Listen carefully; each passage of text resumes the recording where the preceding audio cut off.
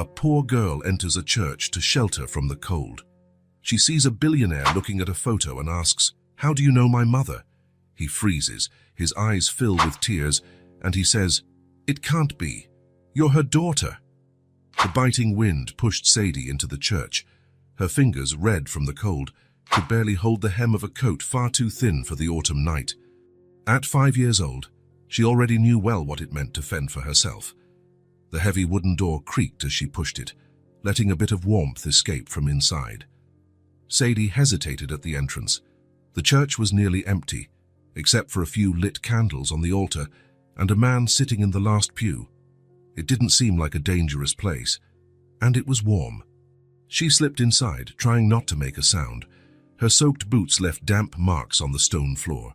Her stomach rumbled, reminding her she hadn't eaten since breakfast, half a sandwich found at a diner after the owner had turned her back. The man in the pew didn't move. He was well-dressed, a dark suit that looked expensive, polished shoes, a gold watch on his wrist. A billionaire in a small, simple church seemed as out of place as she did.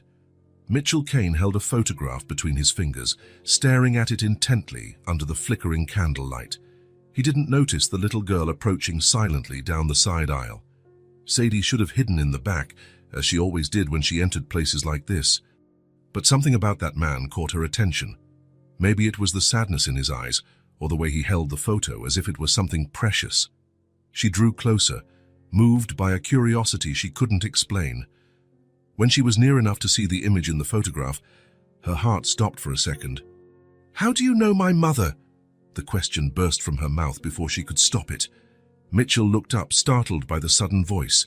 His eyes met a small girl with tangled brown hair and dirty clothes, but it was her words that struck him like lightning.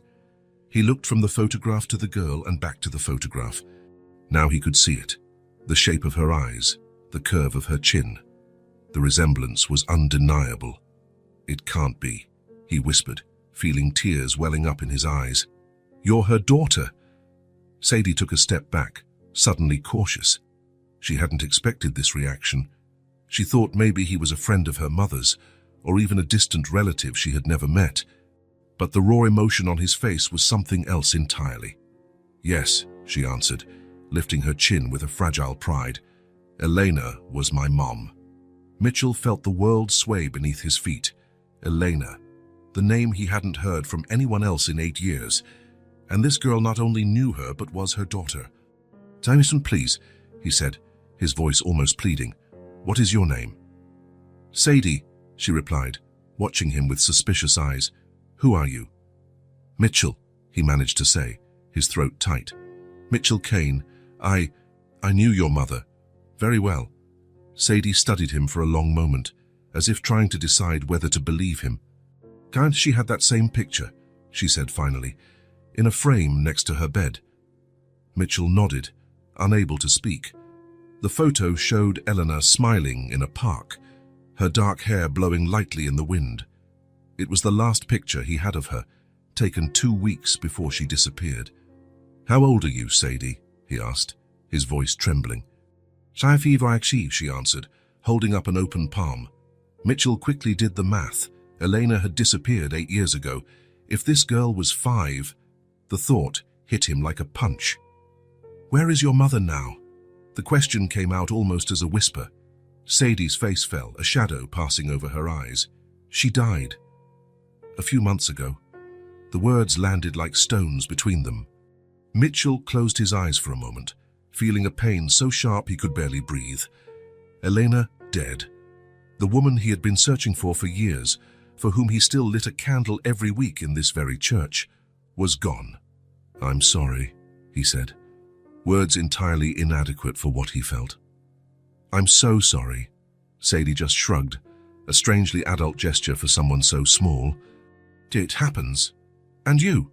Mitchell asked, noticing for the first time the girl's condition, worn-out clothes, a dirty face, dark circles under her eyes. "Who are you living with?" "No one," Sadie replied. "I get by." Mitchell felt a wave of horror. "You're, alone? Completely?" She nodded, as if it were no big deal. "Since Mom died. The money ran out. The landlady kicked me out. I tried staying at a shelter, but it was bad there. I ran away. Mitchell could barely process what he was hearing. This girl, possibly his daughter, was living on the streets, alone. And your father? He asked, almost dreading the answer. Do you know him? No, Sadie shook her head. Mom said he was far away. That he was a good man, but he couldn't be with us. Mitchell's heart clenched. Good. Elena had described him as good. Are you hungry? He asked suddenly, noticing how fragile the girl looked despite her defiant posture. Sadie's stomach answered for her, rumbling audibly. She blushed slightly but nodded. There's a diner nearby, Mitchell said, standing up slowly so as not to startle her. We can talk better there. What do you think? Sadie hesitated, clearly weighing whether she could trust him. Finally, she nodded. Okay, but just to eat. Of course, he agreed, resisting the urge to reach out for her hand. Just to eat. Deli's diner was just 2 blocks from the church. A simple but cozy place with red booths and formica tables. At that time of night, it was nearly empty. The waitress, a middle-aged woman named Martha, raised her eyebrows when she saw Mitchell walk in with such a visibly distressed child, but she didn't ask questions. The back booth, as always, she asked, already grabbing 2 menus. Please, Mitchell replied, guiding Sadie through the diner. They sat across from each other. Under the diner's bright light, Mitchell could better see the girl's condition. Her hair wasn't just dirty, but matted as if it hadn't been combed in weeks. Her face had smudges of dirt, but also a few recent scratches. Her small hands were rough with broken nails. Sadie seemed even smaller under the unforgiving light, but her eyes remained intense, watching everything with a mix of caution and curiosity. Order whatever you want, Mitchell said, pushing a menu toward her. Sadie looked at the menu with hesitation. I can't read very well, she finally admitted in a low voice. Just a few words. That's okay, he replied gently. How about a hamburger, French fries, a chocolate milkshake? Her eyes lit up briefly before returning to their cautious expression. That's fine. When Martha returned, Mitchell ordered the biggest combo on the menu for Sadie and just a coffee for himself. He couldn't eat anything with his stomach in knots. So, he began, as Martha walked away, your mother. He couldn't complete the sentence. She got sick, Sadie said, playing with the salt shaker on the table. Cancer, that's what the doctor said. She tried to get treatment, but she didn't have enough money. Then it got worse really fast. Mitchell felt a sharp pain in his chest. Eleanor, suffering, without resources, while he, with all his fortune, didn't even know where she was. Did she ever talk about the past? About where you came from, he asked, trying to understand how Elena had simply vanished. Sadie shrugged. She said we had to start over, that it was better that way, but sometimes, when she thought I was asleep, she would cry looking at that picture. The words hit Mitchell deeply. Eleanor had suffered from the separation, just as he had. How did you live? He asked, trying to imagine the life Elena had built away from him. We moved around a lot, Sadie answered. Mom worked in different places, waitress, cleaner, store clerk. The last apartment was small, but it had a big window. She liked that. Martha returned with the orders, interrupting the conversation. Sadie's eyes widened at the size of the hamburger. She waited only for Martha to leave before attacking the food with a voracity that spoke of days of hunger. Mitchell watched her eat, trying to process everything. Elena had disappeared 8 years ago, pregnant with his child almost certainly. She never said a word, never asked for help. Why? What could have made her disappear like that?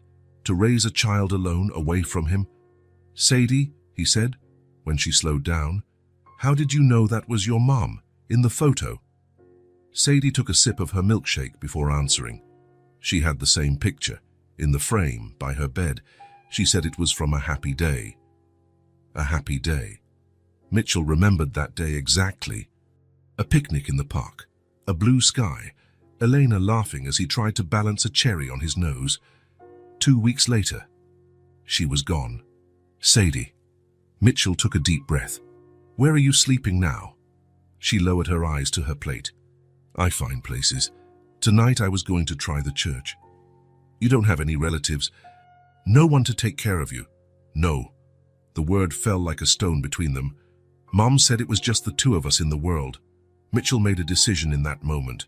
It wasn't just about who this girl was or what had happened to Elena. It was about a child, alone, helpless, and possibly his daughter. "Sadie," he said firmly but gently, "I have a house. It's big, comfortable, out with empty rooms. I don't want you to spend another night on the street."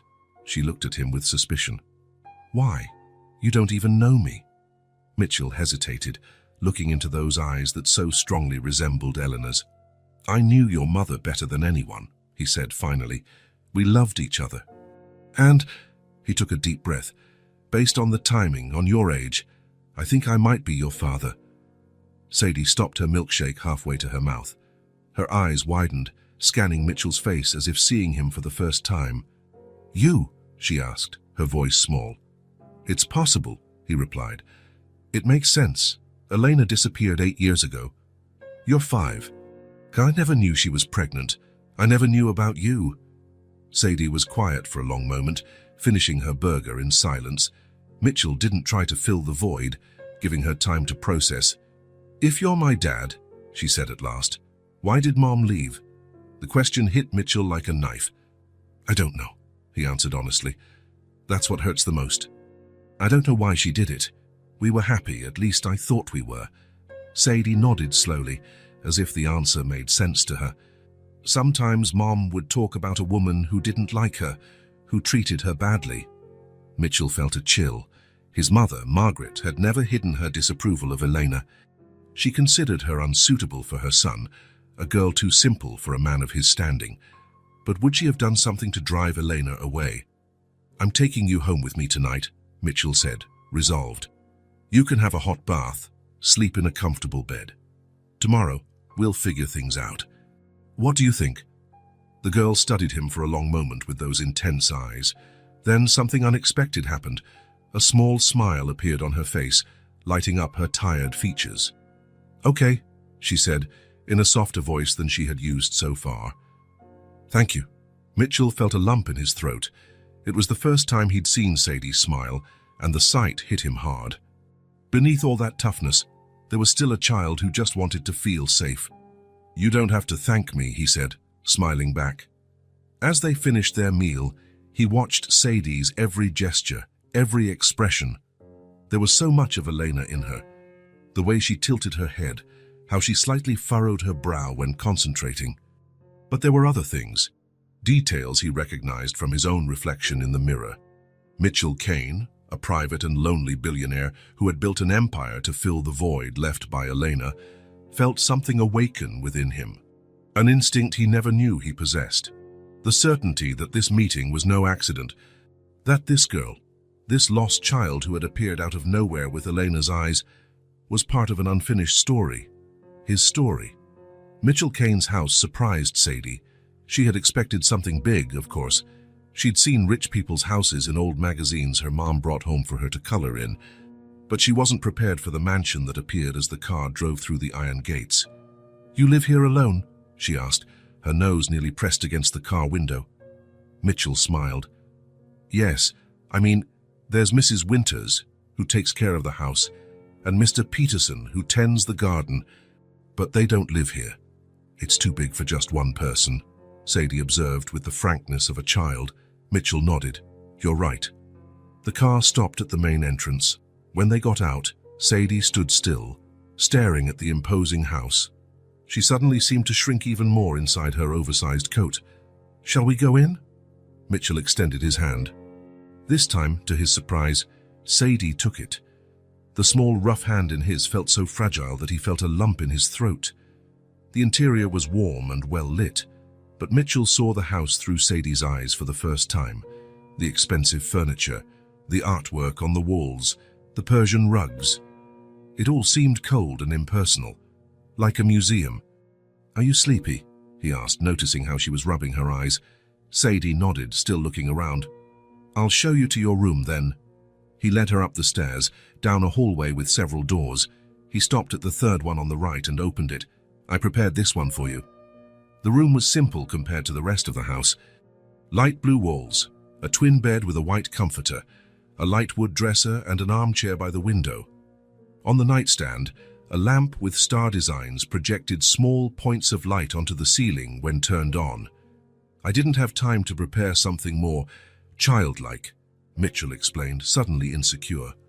But we can decorate it however you want. Sadie entered the room, touching the soft comforter with her fingertips, as if she couldn't believe it was real. There's a bathroom in there, Mitchell pointed to a side door, with a bathtub. I think a warm bath would be nice before bed, don't you? She nodded, still silent. I'll get a clean towel and something for you to wear. I'll be right back. When he returned with a soft towel and one of his own t-shirts that would serve as a nightgown, he found Sadie standing in the exact same spot, staring at the bed. Is everything okay? He asked. It's just, she began, hesitantly. It looks so clean. And I'm so dirty. Mitchell felt his heart ache. Don't worry about that. That's what washing machines are for, he joked, trying to lighten the mood. Come on, I'll show you how the shower works. The bathroom was all in light tones, with a tub large enough for Sadie to swim in if she wanted. Mitchell explained the shower controls and left the towel and t-shirt on the hook on the door. I'll be downstairs if you need anything. Just call. Sadie nodded, still looking a bit lost amidst so much space and luxury. Mitchell went downstairs and straight to his office. He sat down heavily in his chair, finally allowing himself to feel the turmoil of emotions he had suppressed since the encounter in the church. Eleanor was dead. The news still seemed unreal, as if at any moment she could walk through the door with that smile that used to light up his days. And there was Sadie, a child who was probably his daughter. A girl who had been living on the streets alone while he slept on Egyptian cotton sheets in his empty mansion. A faint noise pulled him from his thoughts. Sadie was standing at the office door, almost unrecognizable. The bath had revealed a different girl. Her hair, now clean, was a shiny dark brown, like Eleanor's. Her face, and free of grime, showed slightly rosy cheeks and freckles on her nose. The t-shirt served as a dress on her, reaching almost to her ankles. Hi, Mitchell said, surprised. Feeling better? Sadie nodded. There was real hot water, she commented, as if it were something extraordinary. Are you still hungry? I can make something. No, she replied, looking around the office with curiosity. I just didn't know where you were. The implicit admission that she wanted to know where he was warmed something inside Mitchell. Come on, it's late. You must be tired. He led her back to the room. Sadie climbed onto the bed, sinking slightly into the soft mattress. That's very soft, she commented, bouncing lightly. Mitchell smiled. You get used to it. Do you want me to leave a light on? She hesitated, then shook her head. You can turn it off, but can you leave the door a little open? Of course, he agreed, understanding what went unsaid. Sadie wanted to know she could leave if she needed to. She wanted to be sure she wasn't trapped. When he turned off the main light, the star lamp cast dots of light across the ceiling and walls. Sadie's eyes widened in surprise. It looks like the sky, she said, looking up. I thought you might like it. Mitchell stood at the door for a moment, watching Sadie settle in. She pulled the pillow closer and hugged it as if it were a teddy bear. The gesture, so childlike and vulnerable, contrasted with the toughness she had shown until now. Good night, Sadie, he said, leaving the door ajar as promised. Good night, she replied, her voice already sleepy. Mitchell barely slept. He spent hours awake, thinking about everything that had happened, everything he still needed to find out. Every now and then, he would get up to check on Sadie, just to make sure she was really there, that it wasn't some strange dream. With each visit, he found her in the same position, hugging the pillow, breathing deeply. In the dark, with her face relaxed in sleep, the resemblance to Elena was even more apparent. The same face shape, the same small, upturned nose. But there was something else, something he recognized from his own reflection, the line of his jaw, the curve of his eyebrows. In the morning, it was the smell of coffee that woke him. For a moment, he forgot the previous day's events and wondered if Mrs. Winters had arrived early. Then he remembered Sadie. He got up quickly and went downstairs. In the kitchen, he found the girl standing on a stool, trying to reach a cereal box on the highest shelf. "Good morning," he said cautiously so as not to startle her. Sadie turned, not looking surprised. "Good morning. Sorry, I was hungry." "No need to apologize. This is your home now. You can take whatever you want, whenever you want." Something flickered in her eyes, perhaps surprise, perhaps distrust, but she just nodded and turned her attention back to the cereal. Mitchell helped her reach the box and got a bowl and milk. While she ate, sitting at the kitchen island, swinging her legs that didn't reach the floor, he made more coffee and some toast. "Did you sleep well?" he asked, sitting beside her. Sadie chewed for a moment before answering. "Yes," she said finally, and then, looking at her bowl, "Thank you. I haven't slept like that in a long time." The words, spoken so simply, hit Mitchell deeply. He had to turn away to hide the emotion on his face. "That's good," he managed to say. What do you want to do today?" Sadie shrugged, as if the idea of choosing activities was foreign to her. "I don't know. We need to buy some things for you. Clothes, shoes, maybe some toys, books." She seemed surprised by the suggestion.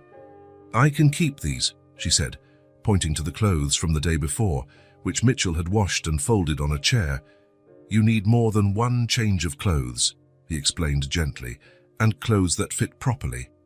She nodded, though she still seemed uncertain. "Okay." After breakfast, Mitchell called several stores, arranging for them to send selections of children's clothing to the house. He explained to Sadie that it would be easier and more comfortable for her to try things on at home, without the noise and bustle of the shops. The rest of the morning passed at a quiet pace. Mitchell showed Sadie the house, the library with floor-to-ceiling shelves, the music room with a grand piano that no one played, the garden with a small fountain. She observed everything with attentive eyes, asking occasional questions, but mostly remaining silent. It was in the library that something curious happened. Sadie stopped in front of a row of poetry books, running her fingers along the spines.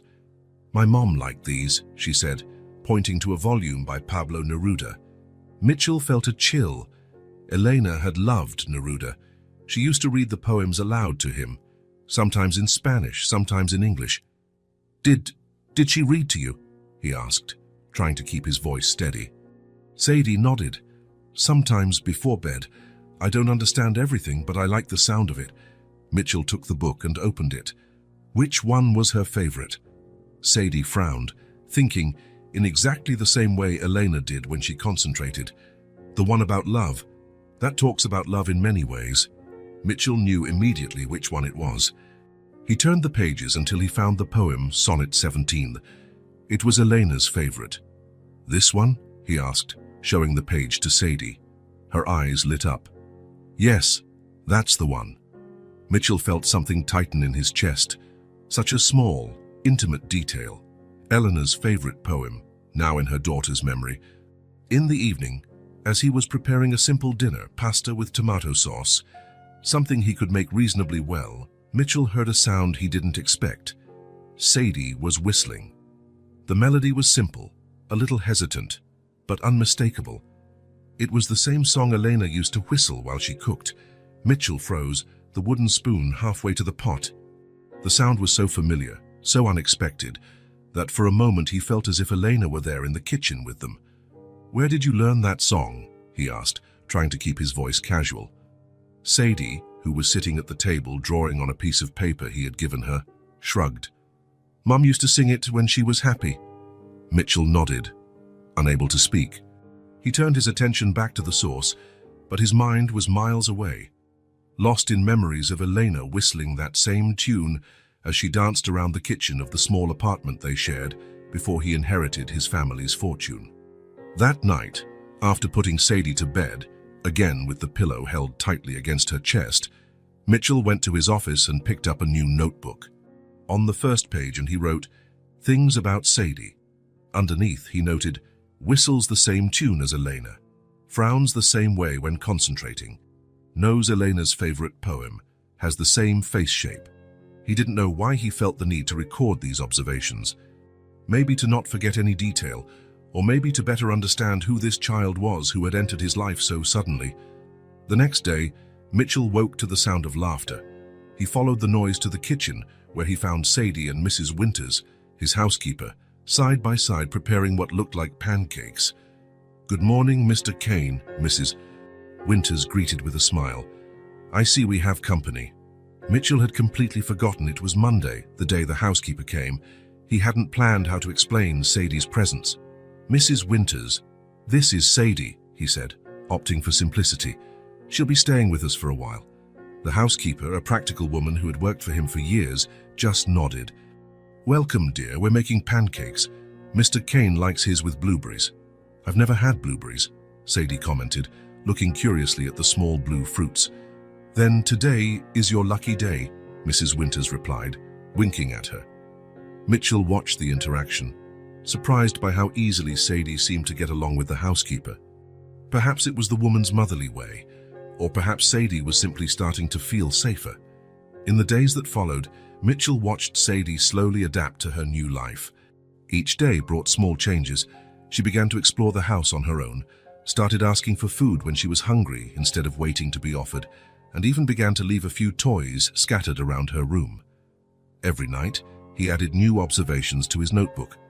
Likes to draw suns on everything, separates the colors of the food on her plate before eating, sleeps hugging her pillow, has the same laugh as Elena, short and musical, uses the same expression as Elena when she's trying to decide something, a slight tilt of the head to the side. And each new entry made him feel something growing inside him, something he had never experienced before. A protective feeling, a deep desire to see this child happy and safe. It was strange and scary, but also wonderfully right. In her room, Sadie was gradually beginning to leave her mark. The colorful drawings she made during the day now decorated the once bare walls. The collection of pebbles she had gathered during a walk in the garden was carefully lined up on the windowsill. On the shelf, a few children's books Mitchell had bought were beginning to show signs of frequent use. On the 5th day, Mitchell found Sadie sitting on the library floor, surrounded by photography books. She was focused on an old album he didn't even remember owning. "What did you find there?" he asked, sitting down beside her. "Pictures," Sadie replied, carefully turning the thick pages. "You were funny when you were little." Mitchell laughed. "We all are, I guess. There are no pictures of Mom here," she observed, flipping through a few more pages. Mitchell felt a pang in his chest. "No, He hesitated. "I keep her pictures somewhere else." Sadie nodded, accepting the explanation. She continued to look at the photographs for a few more minutes, then closed the album and looked at Mitchell with curiosity. "Were you and Mom married?" The question caught Mitchell by surprise. "No," he answered honestly. "But we lived together. We loved each other very much." "Why didn't you get married?" Mitchell thought for a moment. "I wanted to. I was planning to ask her to marry me, but before I could, she left." Sadie absorbed the information in silence. Then she asked, "Did you like her a lot?" "More than anything," Mitchell replied, feeling the emotion tighten his throat. "She was special." "She liked you too," Sadie said with the simple certainty of children. "She always got sad when she talked about the good man who was far away. I think that was you." Mitchell couldn't respond. The idea that Elena had spoken of him to Sadie, that she remembered him fondly even while away, touched something deep within him. That evening, as they had dinner together, something that had become a ritual, Mitchell realized that time had changed for him. Before, the days dragged on, each hour stretching endlessly in the solitude of his mansion.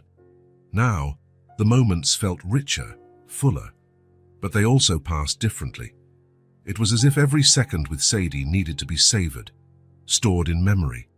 Time passed more slowly when she was around, not in a tedious way, but in a precious way, as if the universe were granting him a few extra moments to memorize the sound of her laugh, the way she hummed while drawing, the look of contentment when she tasted something delicious for the first time, and at the same time, the days flew by one after another, each bringing new discoveries, new moments of connection. In just a week, his life had changed completely. The house, Once an empty space filled only with things, now felt like a home. As he watched Sadie eat spaghetti, laughing when a noodle escaped and left a smear of sauce on her chin, Mitchell understood what he was feeling. That new sensation, growing inside him day by day, had a name. A father's love. A love he didn't know he was capable of feeling, but which now seemed the most natural thing in the world. A love that made him want to be better, to do better, to create a world where Sadie could be happy and safe. When she looked up and smiled at him, a smile that lit up her whole face, so much like Eleanor's, Mitchell knew he would do anything to protect this child, his daughter. "What are you thinking about?" Sadie asked, noticing his distant gaze. Mitchell smiled back. "About how lucky I am to have found you." Sadie tilted her head slightly to the side, another gesture reminiscent of Eleanor, and considered his words. "I'm lucky too," she said finally. "Thanks for letting me stay." "Always," Mitchell replied, and he knew it was true. No matter what happened from now on, Sadie had found her place, with him, at home. Mitchell's house had a wide back porch overlooking the well-tended garden. On that autumn afternoon, the sky was a perfect shade of blue, with a few white clouds floating lazily by. The kind of day that seemed made for being outdoors. Mitchell brought out 2 mugs of hot chocolate and found Sadie sitting on the wooden swing, her legs dangling in the air, watching a squirrel scamper across the lawn. She'd been living with him for almost 2 weeks, 2 weeks that had completely transformed his life. "Careful, it's hot," he said, handing one of the mugs to her. Sadie accepted it with a small smile. In recent days, she smiled more, talked more. It was as if, little by little, the layers of protection she had built around herself were starting to come down. Mitchell sat beside her on the swing. For a while, they were silent, just watching the garden and sipping their chocolate. It was a comfortable silence, different from those tense first days. "Dad, you like it here?" Mitchell finally asked. Sadie nodded, looking at the mug in her hands. "It's pretty and quiet." "Too quiet sometimes," he commented. "Before you came, the silence was heavy." She looked at him with curiosity. "Did you feel lonely?" The question, so direct and yet so perceptive from someone so young, caught Mitchell by surprise. "Yes," he admitted. "Very." Sadie looked back at the garden. "Me too. Even when Mom was alive, we moved around so much I never had real friends." Mitchell felt that familiar pang in his chest. Every new piece of information about the life Elena had led with Sadie made him question why she had left, why she had never asked for help. "And after he hesitated, still uncomfortable talking directly about Elena's death. "Afterward, how was it for you?" Sadie shrugged, a gesture that had become familiar, a movement that said, "It's nothing," even when it was clearly something important. It was hard, as she said simply. "At the hospital, people were nice. They gave me food and there was a nurse who brought books for me to look at. But after Mom died, they took me to a place with other kids." "A shelter?" Mitchell asked. "I think so. It was noisy. And the big kids would take the little kids' things." She took a sip of chocolate before continuing. "I didn't like it there, so I ran away." Mitchell tried to imagine Sadie, at just 5 years old, running away from a shelter to live on the streets. The idea was unbearable. "How long were you alone?" "I don't know for sure, but it was a long time. I was counting the days at first, but then I stopped." "And how did you manage?" The question came out with difficulty. Part of him didn't want to know, didn't want to imagine this small child facing the world alone. Sadie looked at him, her eyes older than her face. "I took food when people weren't looking. I slept in hidden places. I learned fast that you couldn't trust just anyone." The simplicity with which she described her struggle for survival was more painful than any dramatic story. "I'm glad you're taking care of me," she said suddenly, still looking at the garden. "I was tired of being scared, of looking for food, of sleeping curled up." Mitchell felt his eyes burn. He lowered his head, too moved to speak immediately. When he finally found his voice, it came out hoarse, laden with emotion. "You will never have to go through that again." It was a promise. To Sadie, to himself, and in a way, to Elena too. Sadie didn't reply, but her small hand found Mitchell's and held it briefly, a gesture that said more than any words could. They sat like that for a while, side by side on the swing, watching the garden as their mugs of hot chocolate cooled in their hands. The sun began to set, painting the sky in shades of orange and pink. Mitchell had 1,000 questions he wanted to ask, 1,000 things he wanted to know about the years he had missed of Sadie's life, about the years Elena had lived away from him. But there was one question in particular that gave him no peace. "Sadie," he began hesitantly, "did your mother talk about your father?" The question hung in the air between them. Sadie continued to look at the garden as if she hadn't heard. For a moment, Mitchell thought she wouldn't answer. "No," she said finally, her voice devoid of emotion, "just a simple fact." Mitchell felt a silent pain spread within him. He didn't know what he had expected. Perhaps that Elena had told Sadie about him, kept his memory alive somehow. But apparently, she had completely severed that bond. "Never," he insisted, though he knew he was pushing. Sadie shook her head. "She just said he was far away, that he was a good man. But when I asked more, she would get sad, so I stopped asking." A good man. The words echoed in Mitchell's mind. Elena considered him good, even after leaving. That meant something, didn't it? Mitchell wanted to tell Sadie he suspected he was her father. The resemblance between them was undeniable. The same eyes, the same face shape. The timeline made sense. But something held him back. What if he was wrong? What if there was another explanation for Elena's disappearance? He couldn't raise her hopes only to disappoint her later. "Why did you ask about him?" Sadie questioned, turning to look at him. Mitchell shrugged, trying to seem casual. "Just curious, to better understand your story." "How does it work?" she asked, curious. "It's very simple. We just need a little bit of saliva, like when you use a cotton swab on your cheek, and we send it to a lab.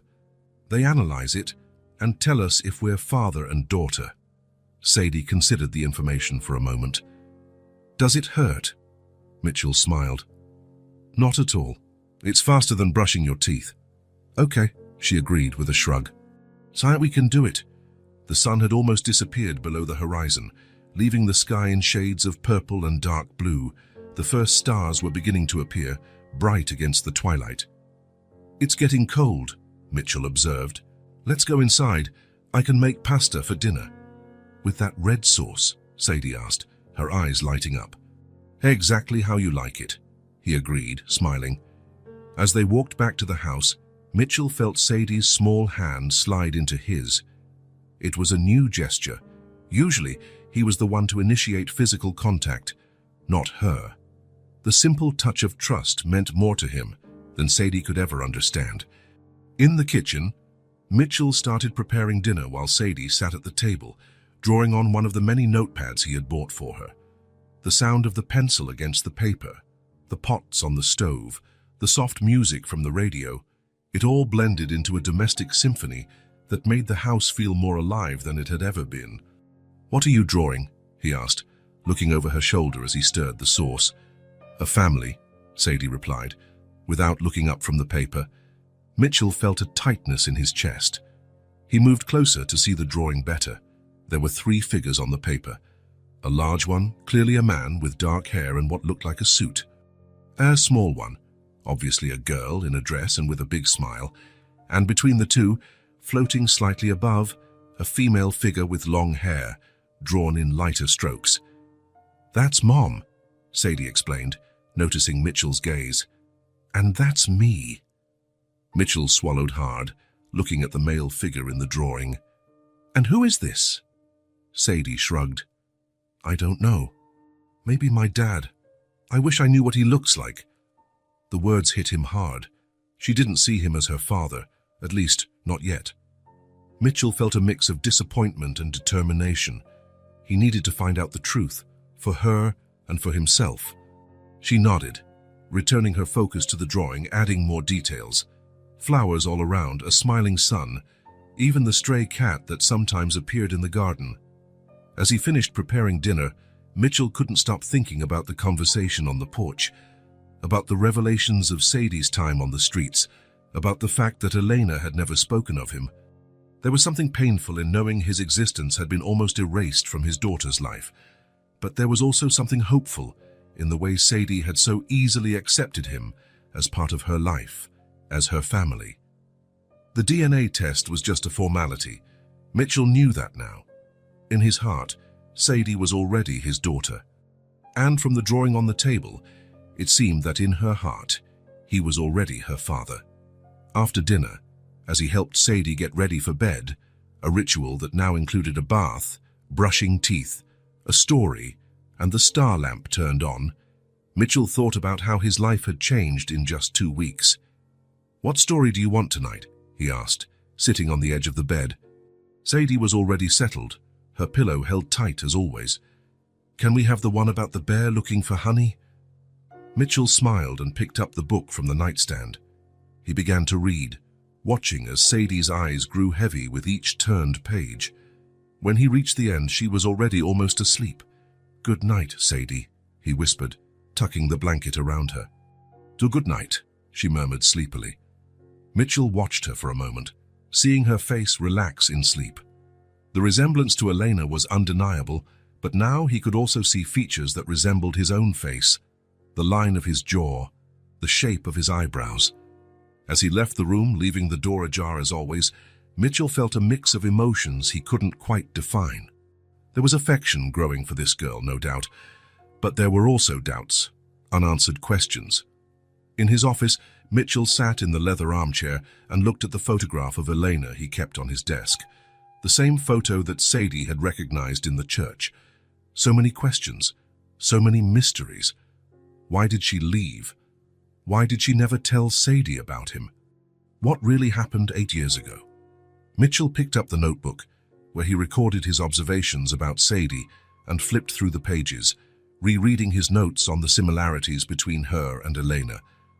But now he also looked for traits that might have come from him. The eyes, the jawline, small gestures or mannerisms. "I need to be sure," he murmured to himself. The circumstantial evidence was strong, but not enough. He needed concrete answers before saying anything to Sadie. It was a silent promise Mitchell made to himself as he closed the notebook. A promise to find the truth, but also to protect Sadie, regardless of what that truth revealed. Outside, the night was clear and starry. The same sky that had once covered Elena and Sadie on their nights of escape and uncertainty now seemed kinder, more welcoming. The next morning, there would be more questions to ask, more answers to seek. There would be important decisions to make about how to proceed, about how to uncover the past without compromising the future he was beginning to build with Sadie. But on that night, in that moment, there was only the simple truth that Sadie had shared on the porch, the truth of the street, harsh and unadorned, and the equally simple promise Mitchell had made in response. "You will never have to go through that again." A promise that would remain regardless of what the future revealed. The doubt had settled in Mitchell's mind like a persistent seed. With each day that passed with Sadie, that seed grew, fed by small observations, subtle similarities, calculations of time. It was no longer just a possibility. It was an urgent need to know the truth. That morning, Mitchell watched Sadie eat breakfast. The way she furrowed her brow as she concentrated on cutting her pancake into perfectly equal pieces, the way she tilted her head slightly when she was curious, the exact shade of her eyes in the morning light, the same shade as his own. "What is it?" Sadie asked, noticing his gaze. Mitchell smiled, covering it up. "Nothing. Just thinking I have to do a little work today. Do you mind staying with Mrs. Winters for a few hours?" Sadie shrugged, a gesture that had become familiar. "It's okay. She said she was going to teach me how to make cookies." Mrs. Winters had become a constant presence in the house since Sadie's arrival. The housekeeper, normally reserved and formal, seemed to have a completely different side when it came to the girl. The two had developed an immediate friendship, based mostly on culinary adventures in the kitchen. "Great," Mitchell said, drinking the last of his coffee. "I'll be back for lunch." After Sadie finished breakfast and went to get dressed, Mitchell walked slowly to the bathroom she used. The door was open, the space empty. On the counter, next to the sink, was the pink hairbrush he had bought for her the previous week. Mitchell hesitated for only a second before picking it up. Several strands of dark brown hair were tangled in the bristles. Carefully, he removed a few and placed them in a small envelope he had prepared. His own strands of hair were already in a similar envelope. He felt uncomfortable for a moment, almost like an intruder, but he needed to know, not just for himself, but for Sadie too. She deserved to know her history, her identity. When Mrs. Winters arrived, Mitchell was already ready to leave. He found Sadie in the living room, focused on a 100-piece puzzle they had been working on together for the past few days. "I'll be back soon," he said, leaning down to kiss the top of her head. Sadie nodded without taking her eyes off the puzzle. "Bring more pieces of this kind when you come back," she requested, showing a piece with a blue edge. Mitchell smiled. "I will." In the car on the way to the lab, Mitchell couldn't stop thinking about how his life had changed in recent weeks. The house, once an empty and silent space, was now full of life. There were drawings on the refrigerator, toys in the living room, laughter echoing through the hallways, and at the center of it all, Sadie, with her serious eyes and her rare but stunning smile. To think that he could have lost all of this, that he had missed 5 years of her life, made his stomach tighten with a kind of pain he had never experienced before. The lab was in a discreet building downtown. Mitchell had called ahead and scheduled an appointment with Dr. Reynolds, an old family acquaintance. He wanted absolute discretion in this matter. "Mitchell," the doctor greeted, extending his hand. "Long time no see." "Thanks for seeing me on such short notice, Jonathan," Mitchell replied, shaking the offered hand. Dr. Reynolds led him to his office, a tidy space with shelves full of medical books and a few family photographs. They sat across from each other, separated by a dark wooden desk. "So," the doctor began, "you mentioned a paternity test." Mitchell nodded, taking the 2 envelopes from his inner jacket pocket. "Yes, I need to know if this child is my daughter." "And the mother?" Dr. Reynolds asked, accepting the envelopes. "Deceased," Mitchell replied briefly. He wasn't ready to share the whole story, not even with an old friend. The doctor nodded, understanding the reticence. "I see. Well, that simplifies the process legally, at least. The samples look adequate. As for the urgency—" "As soon as possible," Mitchell interrupted. "Cost is not an issue. In that case, I can use our priority lab. We'll have the results in 48 hours. Mitchell felt a mix of relief and apprehension. Only 2 days to confirm what his heart already knew. "Perfect," he said, standing up. "I'll await your call." As he left the lab, Mitchell decided not to go straight home. He needed time to think, to process what he was doing and what would come next. He drove aimlessly for a while, eventually stopping at a quiet park on the outskirts of the city. It was a place he used to come with Elena, in the days when they were just 2 young people in love, before the money, before the complications. He sat on a bench under a leafy tree and looked at the small lake in front of him. Ducks swam peacefully, oblivious to the turmoil of human emotions. How simple it would be to be a duck, Mitchell thought with irony. In 2 days, he would have the official confirmation, but deep down he already knew Sadie was his daughter. The eyes, the chin, even certain gestures and expressions that couldn't have come from Elena. The math didn't lie either. Elena had disappeared when she was about 3 months pregnant. Sadie was 5 now, it all fit. The question that tormented him wasn't whether Sadie was his daughter, but why Elena had run away. Why she had never told him about the pregnancy. Why she had chosen to raise their child alone, often in poor conditions, when he could have provided comfort and security for them both. What had happened in those last days before her disappearance? Mitchell tried to recall every detail, every word spoken, every gesture. Had they argued? No, they were fine, making plans for the future. He had mentioned formally introducing her to his family. His family. His mother. The memory struck Mitchell like a bolt of lightning. His mother had never approved of Eleanor. She considered her inadequate too, a girl too simple for the heir to the Kane fortune. She had tried to dissuade him countless times, offering to introduce him to young women more suited to his position. Could his mother have done something, said something to Elena? The idea seemed absurd, but at the same time, Mitchell shook his head, trying to push the thoughts away. He couldn't accuse anyone without proof. First, he needed to confirm paternity. Then he would investigate the past, step by step. When he got home, he found Sadie and Mrs. Winters in the kitchen, covered in flour and laughing as they took a batch of cookies out of the oven. "Look, Mitchell," Sadie exclaimed when she saw him. "Now we made chocolate chip cookies." "I see that," he replied, smiling as he noticed the flour smudges on her nose. "They look delicious." "We'll let them cool a bit," Mrs. Winters explained, placing the baking sheet on a wire rack. "Miss Sadie is an excellent kitchen assistant." Sadie beamed with pride, and Mitchell's heart ached. How could anyone not want this child in their life? How had he himself missed 5 years without knowing her? The next 2 days seemed to drag on. Mitchell tried to maintain a normal routine with Sadie, breakfast together, a few hours of work in his office while she played or drew lunchy, a walk in the garden in the afternoon, dinner and stories before bed. But his mind was constantly on the test, on the confirmation that was to come. On the morning of the 3rd day, the phone rang while Sadie was still asleep. Mitchell answered on the first ring, anxious. "Mr. Kane, Dr. Reynolds speaking. We have your test results." Mitchell took a deep breath and, while positive, with 99.9998% certainty. "The child is, without a doubt, your biological daughter." Even though he had been expecting this result, hearing the words aloud made Mitchell feel as if the air had been sucked from his lungs. He thanked the doctor, hung up, and sat down heavily in the nearest chair. Sadie was his daughter, his. Years of unanswered questions, of searching, of emptiness, culminated in this moment of absolute certainty.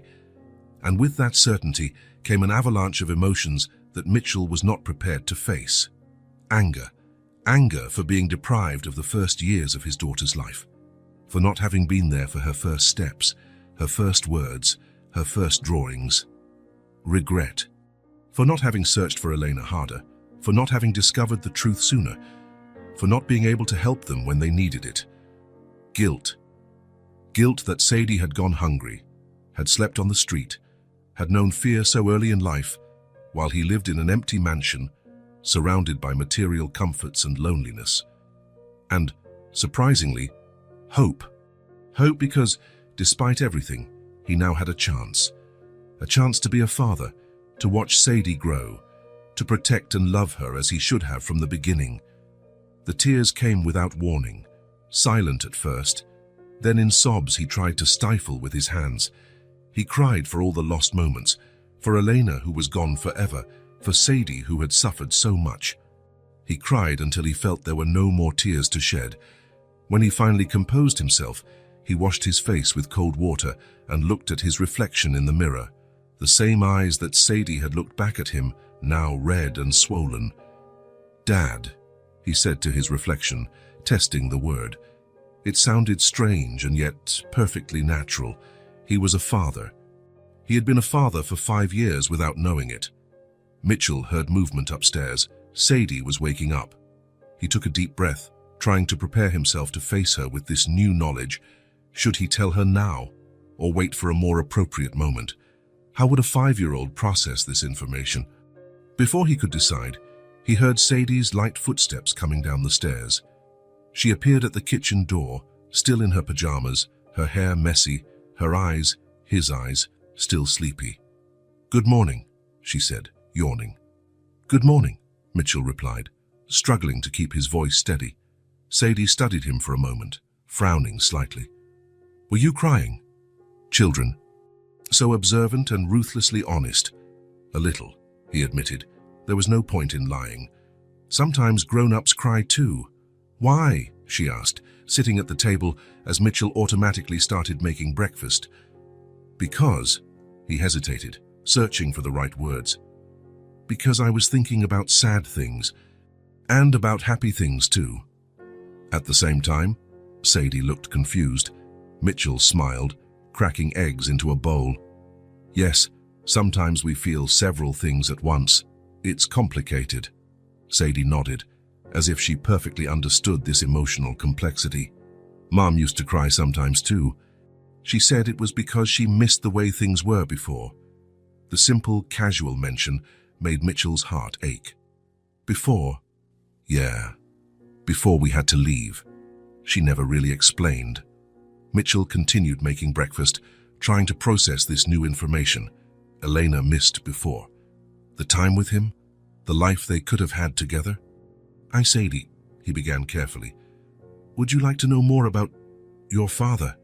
She looked at him for a long moment, then nodded slowly. I think so. Mom said one day I would understand everything. But then she got sick.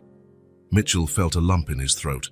Elena had planned to tell Sadie the truth eventually. She hadn't completely erased his existence. What if... He hesitated, his heart pounding. What if I told you I know who your father is? Sadie's eyes widened, all sleepiness instantly gone. You know him? Mitchell nodded, unable to speak. Is he nice? Does he know about me? Does he live far away? The questions came in rapid succession, Sadie's voice excited in a way he had rarely witnessed. He is... Mitchell took a deep breath, feeling the weight of the revelation he was about to make. But not now. Not like this. In the kitchen, with scrambled eggs on the stove and Sadie still in her pajamas. This moment deserved more. He is someone very special, he said finally, and I'm going to tell you all about him. But first, let's have breakfast, okay? And then, maybe we can go on a special outing today. Sadie seemed slightly disappointed with the delay, but she nodded. Okay, but you promise you'll tell me? I promise, Mitchell replied, feeling the weight of the word. Today.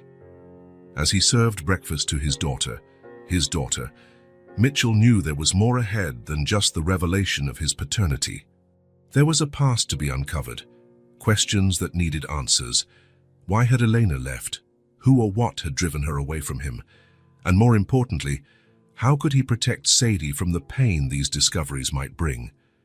Mitchell looked at the girl sitting across from him, eating scrambled eggs and excitedly recounting a dream she'd had about a cat that could fly.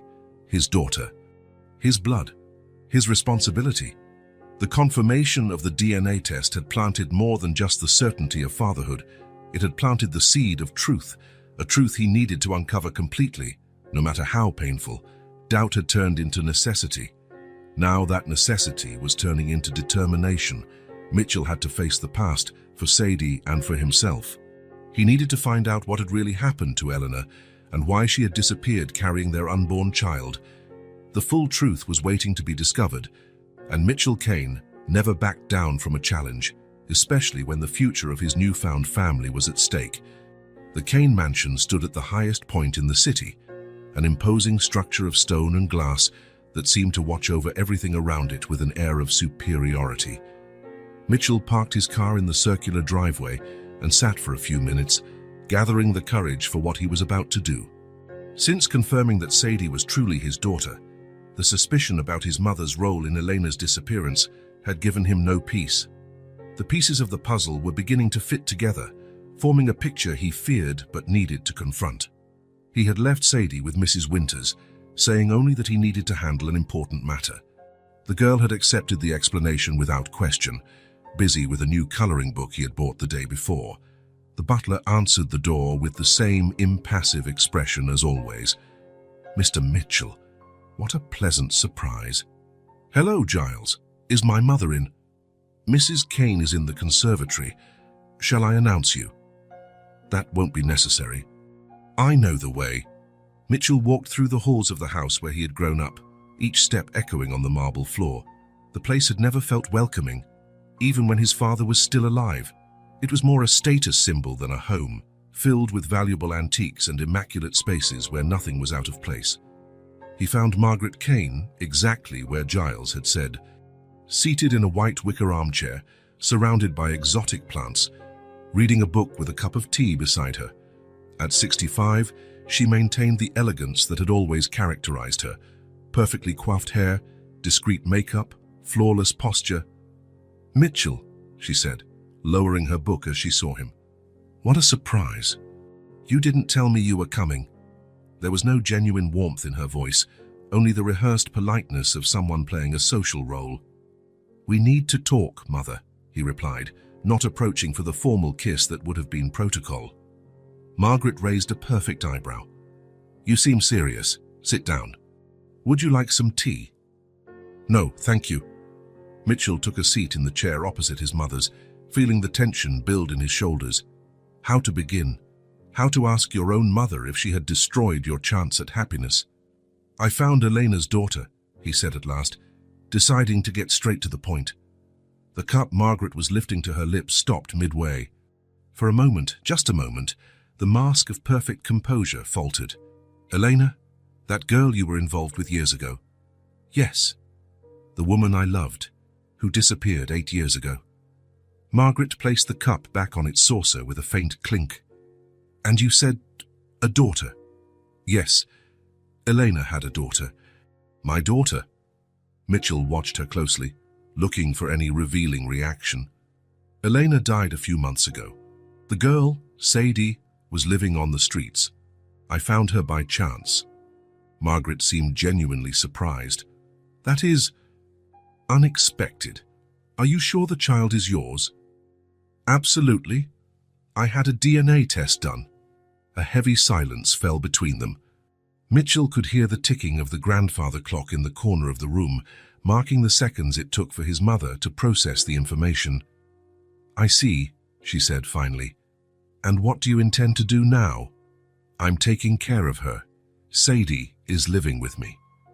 Mitchell leaned forward, his eyes fixed on his mother's.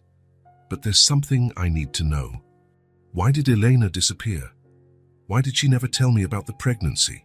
Margaret looked away, pretending to adjust the sleeve of her silk blouse. How would I know? She just left, didn't she?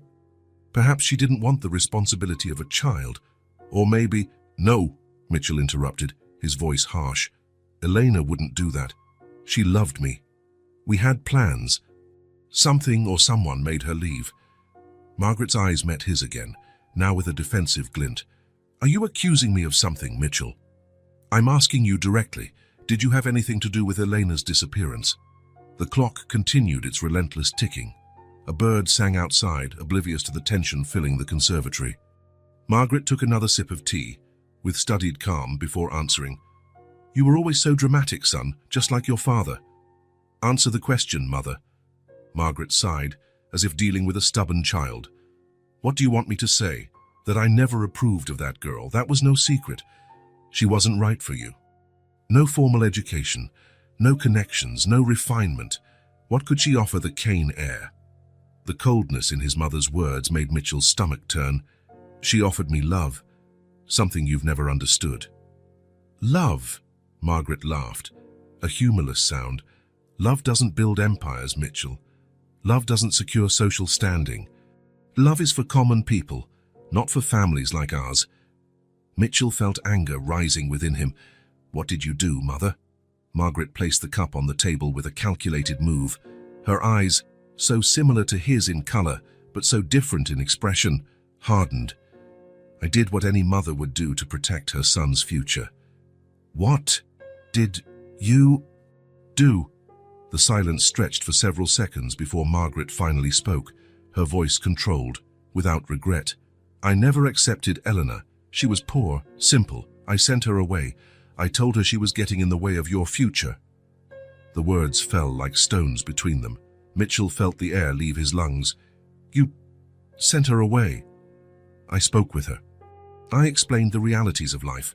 I offered her money to start over somewhere else, away from you. Money. The word came out as a horrified whisper. You tried to buy her. Margaret shifted in her chair, unyielding. Initially, yes, but she refused. She said she loved you too much to accept any deal, so I had to be more persuasive. What does that mean? Mitchell's voice trembled with restrained anger. I explained that your career would be ruined if you stayed with her, that your father would change his will, that you would lose everything that was meant to be yours. And most importantly, she paused. I told her that you had already agreed to break up with her, but didn't have the courage to do it in person. Mitchell felt as if he had been punched. You lied to her. You told her I wanted to end things. It was for the best, Margaret replied, showing no remorse. She was a temporary distraction. You would have gotten over it eventually. I loved her. Mitchell's voice echoed through the room. We were planning to get married. Youthful foolishness.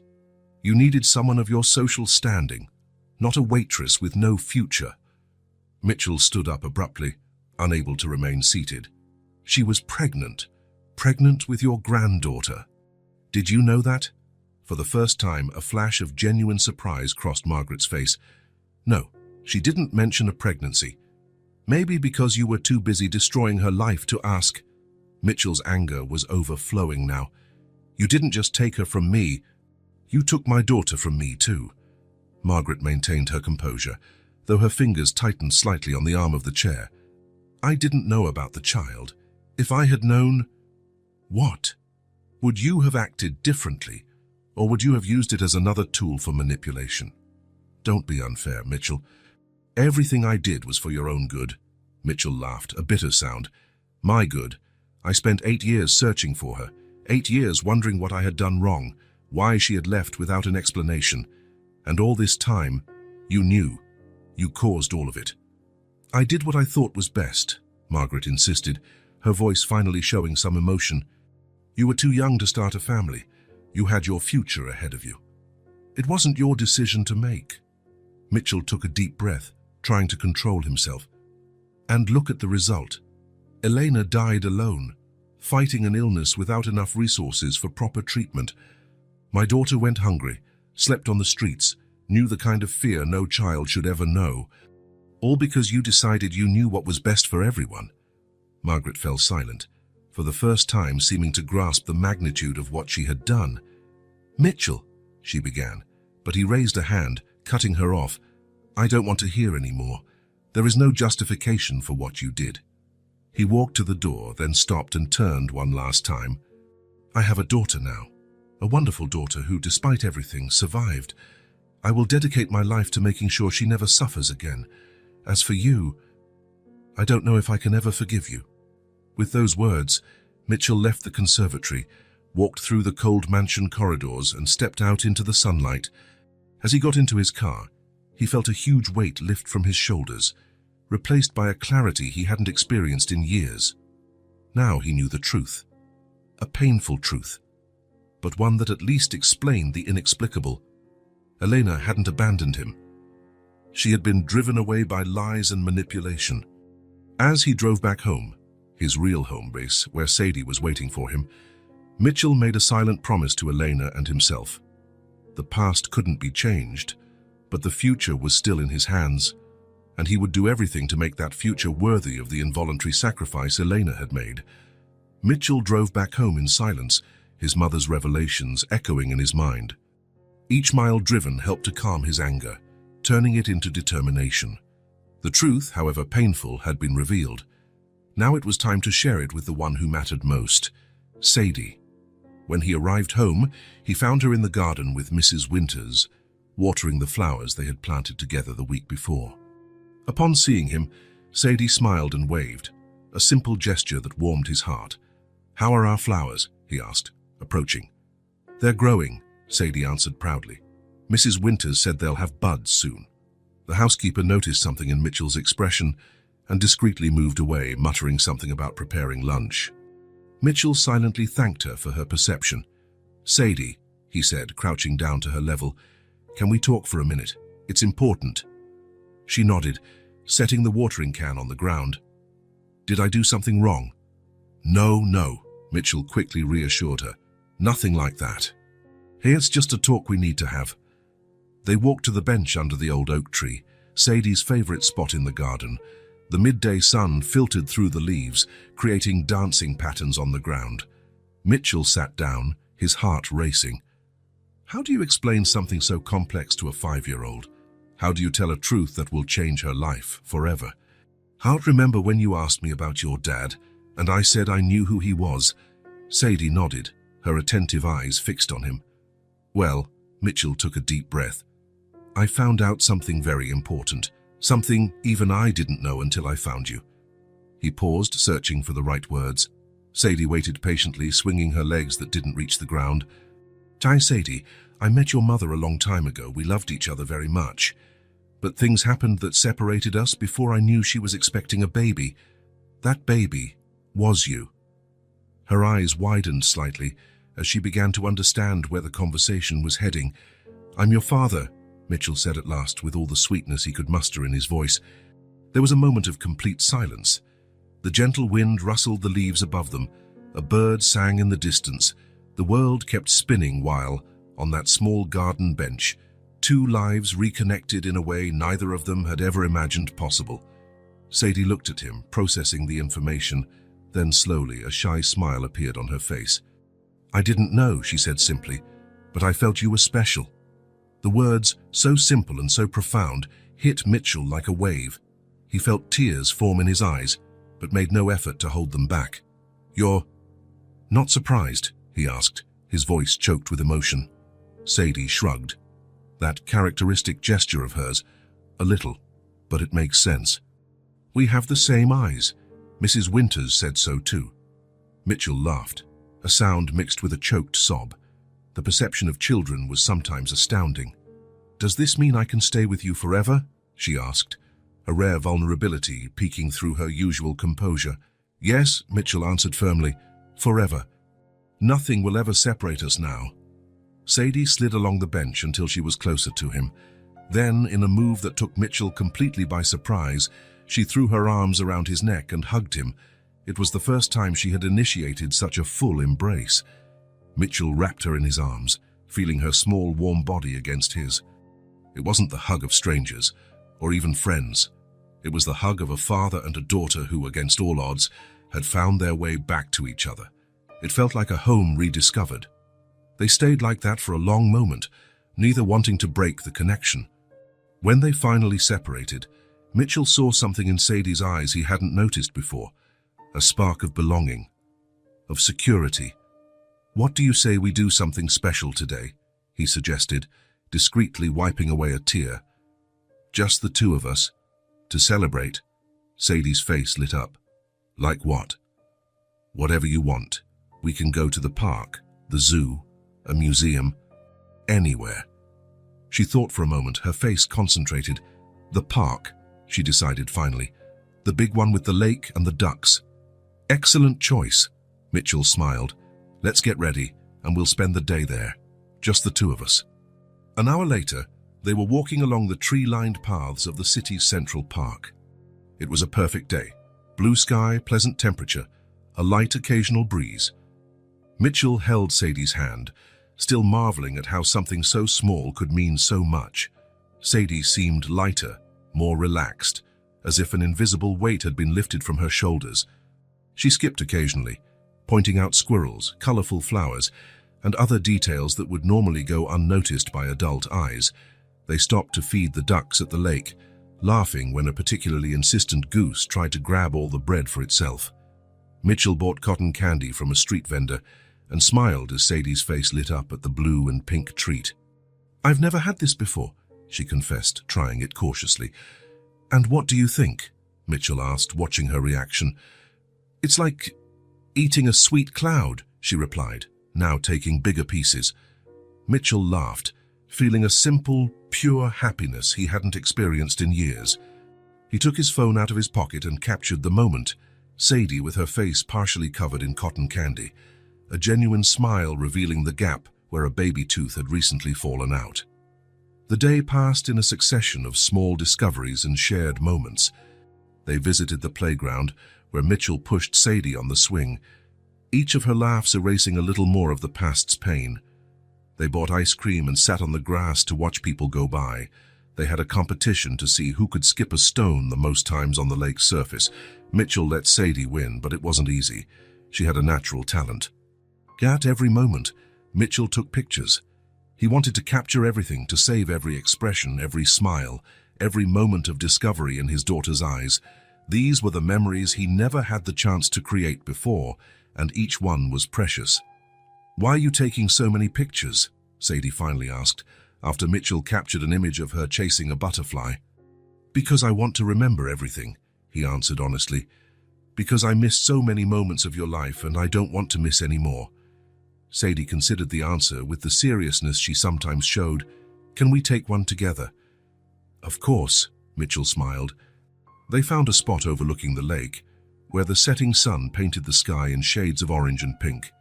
Mitchell held out his arm, holding the phone to capture the two of them together. "Say cheese," he instructed.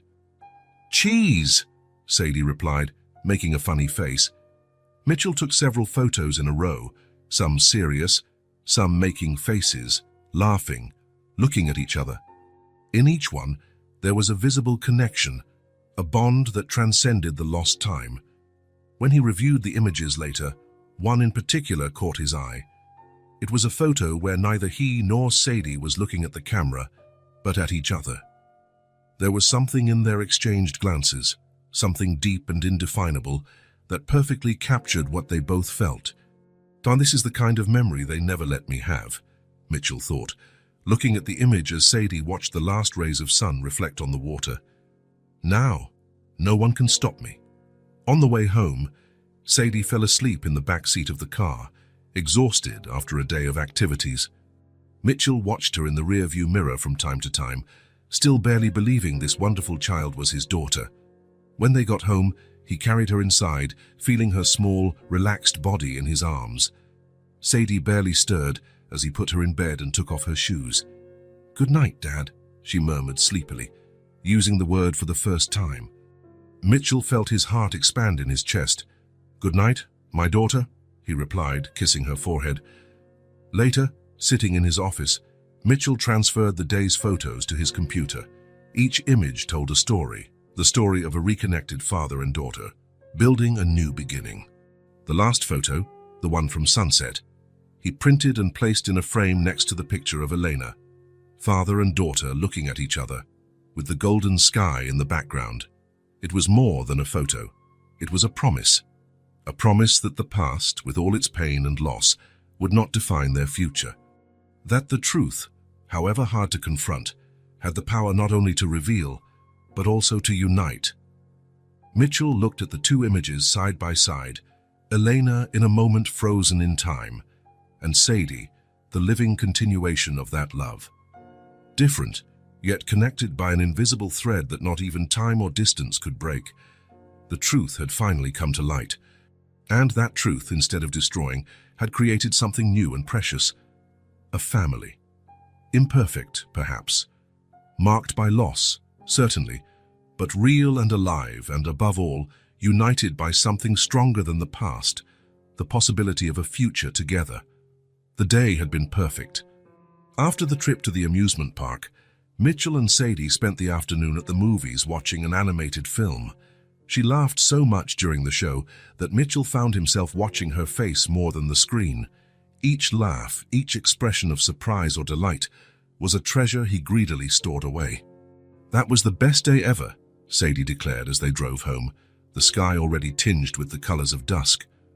"Really?" Mitchell asked, looking at her in the rearview mirror. She nodded with conviction. "Ever?" Mitchell smiled. In the past few weeks, since he had revealed the truth to Sadie, something had changed between them. The connection that already existed had deepened, as if the word Dad had opened a door that was previously only ajar. Sadie now talked more about Eleanor, sharing small memories she kept of her mother, the way she sang before bed, how she made different voices for each character in the stories, how she always found time to draw with her, even after exhausting days of work. Each memory was a gift to Mitchell, a piece of the puzzle of the lost years. As the car approached the entrance to his property, Mitchell noticed a vehicle parked across the street, a silver Bentley he would recognize anywhere. His body tensed instinctively. They hadn't spoken since the confrontation 3 weeks ago. What was his mother doing here? As he turned into the driveway, he saw Margaret Kane standing by the gate. Even from a distance, he could see something different in her posture. Her shoulders slumped, her head slightly bowed, none of the usual haughtiness. "Who's that lady?" Sadie asked, craning her neck to get a better look. Mitchell hesitated for a moment. "That's my mother." "Your grandmother?" Sadie's eyes widened. "I have a grandmother." The surprise in her voice made Mitchell's heart ache. Of course, the idea of a grandmother would be new to her. Elena had no family, and until now, Sadie didn't know about her father's side of the family. "Yes," he replied, slowing down, "but we haven't talked much lately." "Why?" How could he explain? How could he tell a 5-year-old that her grandmother was the reason her mother disappeared? The reason she never knew her father until now? "It's complicated," he said finally. "Grown-ups sometimes disagree about important things." Sadie accepted the explanation, though her curious gaze remained fixed on the figure at the gate. Mitchell parked the car, his stomach in knots. He didn't want this confrontation. Not today, not after such a perfect day with Sadie. But he also knew he couldn't just ignore his mother's presence. "Wait here a moment, okay," he said to Sadie, unbuckling his seatbelt. She nodded, though her eyes were still glued to the window, watching the mysterious grandmother. Mitchell got out of the car and walked to the gate.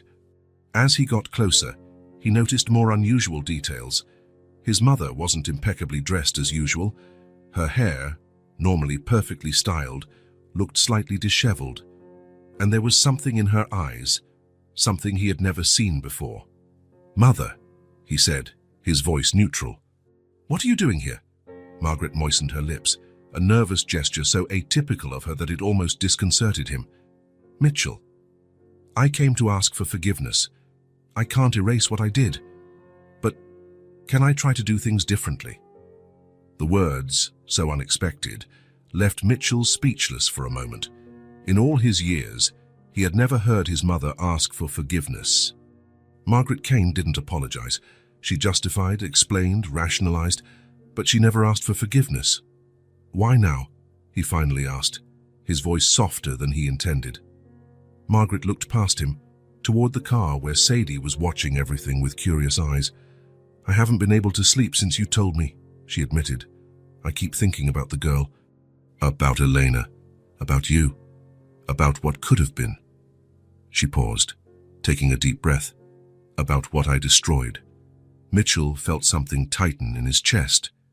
It wasn't forgiveness, not yet, but maybe the beginning of an understanding. At that moment, he heard the car door open. Sadie, apparently tired of waiting, had decided to join the conversation. She approached cautiously, stopping beside Mitchell. "Hello," she said, with that mix of shyness and courage that was so her own. Margaret looked at her granddaughter for the first time, and something in her face changed. A softness that Mitchell had never seen before spread across her features. "Hello," she replied, her voice slightly trembling. Then, looking at Mitchell as if asking for permission, she asked, "May I meet my granddaughter?" Mitchell felt the conflict within him. Part of him wanted to protect Sadie, to keep her away from any influence that could hurt her. But another part recognized what he was seeing in his mother's face, genuine regret, perhaps for the first time in her life. He looked at Sadie, surprised to see her nodding, as if answering an unasked question. "Slowly," he said finally. "But yes." A visible relief washed over Margaret, her shoulders relaxing slightly. "Thank you," she murmured, and Mitchell realized she wasn't just thanking him. Sadie, with the natural curiosity of a child, took a step forward. "You look sad," she observed, looking at Margaret with those piercing eyes that so resembled Eleanor's. Margaret smiled faintly. "I am sad about many things I've done, but I'm happy to finally meet you." Sadie considered this for a moment. Then, in a gesture that surprised both Mitchell and Margaret, she extended her hand to her grandmother. "Do you want to come in? We made cookies yesterday. There are still some left." The simplicity of the offer, the implicit forgiveness in childish innocence, made something break inside Mitchell. It wasn't complete forgiveness. Some wounds would take time, maybe years, to fully heal. But it was a start. "I'd love that," Margaret replied, accepting the small, outstretched hand. The scene that followed would be etched in Mitchell's memory forever, Sadie between them, holding each of their hands as they walked into the house together. The girl chattered about their day at the park, about the movie they watched, about the cookies they had made. Margaret listened with genuine attention, answering the occasional questions with a gentleness Mitchell had never associated with her. As he watched the two interact, Mitchell felt a strange peace settle in his heart. It wasn't a perfect ending. Life rarely offered such things. It was an imperfect beginning, full of uncertainty and fragility.